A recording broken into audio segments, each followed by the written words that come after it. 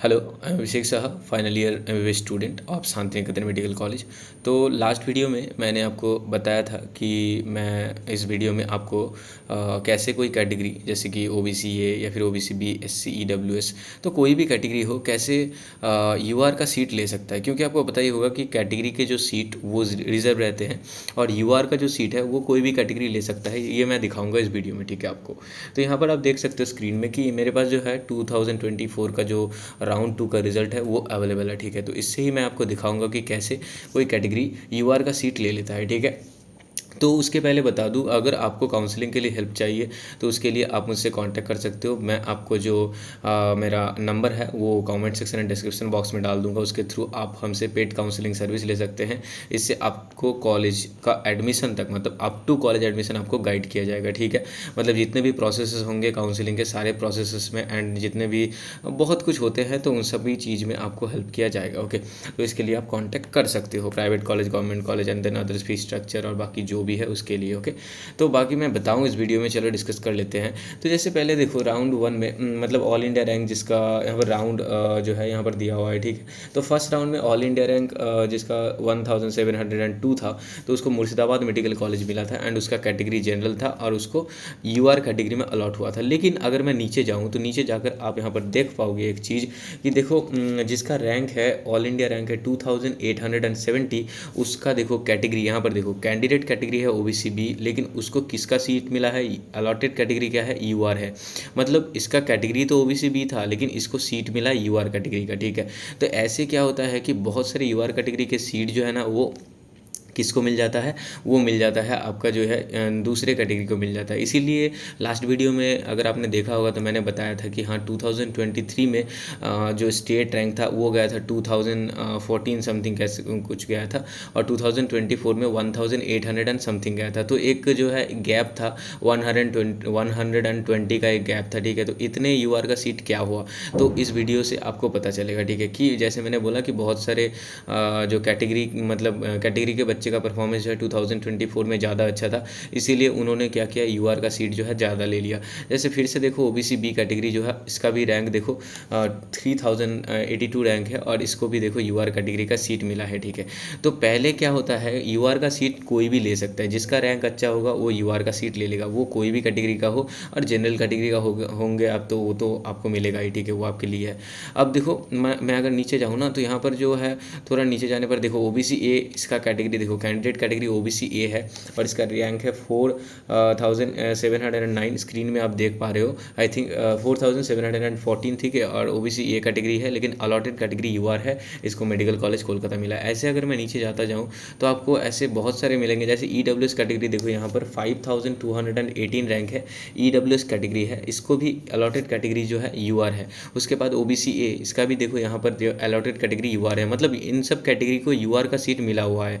ये आपको I think समझ आ गया होगा, ठीक है, इतने देर में। अब देखो मैं नीचे जाऊँ, ऐसा नहीं कि ओबीसी बी को ही सिर्फ जो है या फिर ईडब्ल्यूएस को ही यूआर का सीट मिलता है। अगर कोई एससी कैटेगरी का बच्चा हो और उसका परफॉर्मेंस जनरल से भी अच्छा हो तो फिर उसको जनरल कैटेगरी का सीट जो है मतलब यूआर कैटेगरी में सीट मिलेगा। अब देखो एमसी के मतलब मेडिकल कॉलेज कोलकाता में यहाँ तक अगर मैं ऊपर तक जाऊँ, देखो यहाँ पर यूआर का सीट खत्म हो गया, ये देखो ओबीसी को यूआर का मिला है।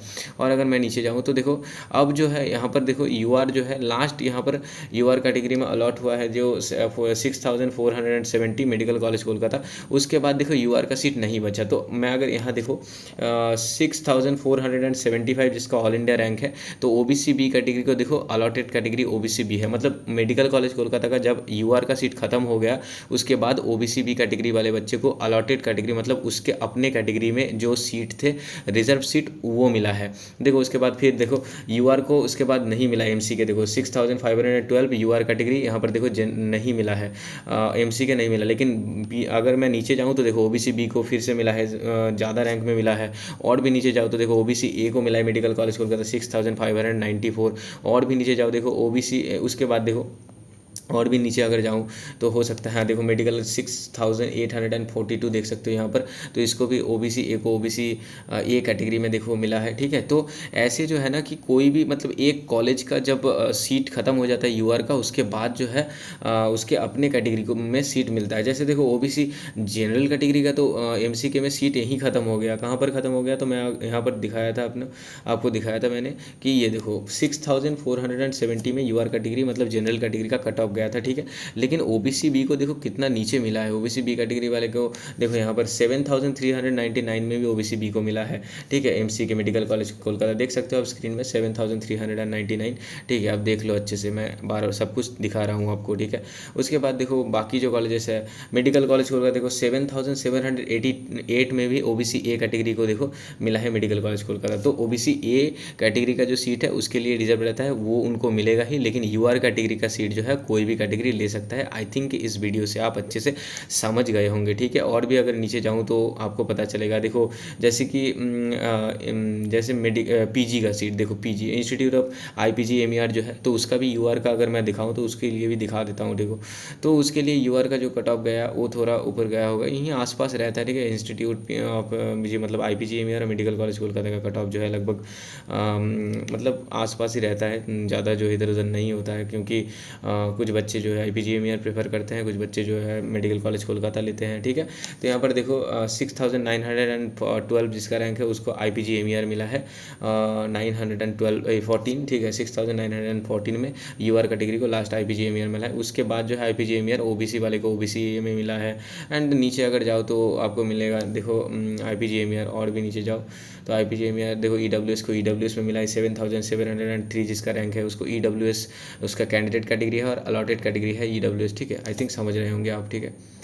तो उसके बाद और भी नीचे जाऊँ तो बाकी कॉलेजेस के लिए भी आपको ये देखने को मिल जाएगा, ठीक है, कि हाँ कैसे जो है अगर अच्छा परफॉर्मेंस करता है कोई भी कैटेगरी तो उनको पहले यूआर का सीट मिल जाता है। तो यूआर का कितना भी सीट हो देखो वो लेकिन एक फैक्ट तो मतलब वो तो एक होता ही है कि ठीक है तो इफ़ेक्ट पड़ता है उसके लिए। तो ये भी इंपॉर्टेंट है कि ओबीसी ए ओबीसी बी का परफॉर्मेंस कैसा रहेगा, उसके ऊपर भी जो है जनरल कैटेगरी का कट ऑफ डिपेंड करता है। वो मैंने यहाँ से आपको दिखाया, और इसीलिए लास्ट वीडियो में जो मैंने दिखाया कि स्टेट रैंक जो है 2023 के और 2024 के अलग अलग गया था राउंड 1 में, ठीक है। तो वो हो सकता है 2000 तक जाए, 2050 तक जाए, या फिर 1800 तक जाए, 1850 तक, या फिर 1900 तक, डिपेंड करता है ये, ठीक है। तो आई थिंक आप समझ गए होंगे। अगर अब भी कोई क्वेरी हो आपका तो कमेंट सेक्शन में पूछ सकते हो, या फिर अगर काउंसलिंग के लिए हेल्प चाहिए जैसे मैंने बताया कमेंट सेक्शन डिस्क्रिप्शन बॉक्स में मैं अपना नंबर डाल दूंगा, उसके लिए आप मुझसे कांटेक्ट कर सकते हो। मैं आपको अप टू कॉलेज एडमिशन अच्छे से गाइड कर दूंगा, ठीक है। आपको कोई भी दिक्कत नहीं होगा एडमिशन में, ओके। तो अगले वीडियो में कुछ ना कुछ नया ऐसा कुछ लेकर मैं मिलूँगा आपके साथ। तो चलो अभी मिलते हैं, ओके, बाय।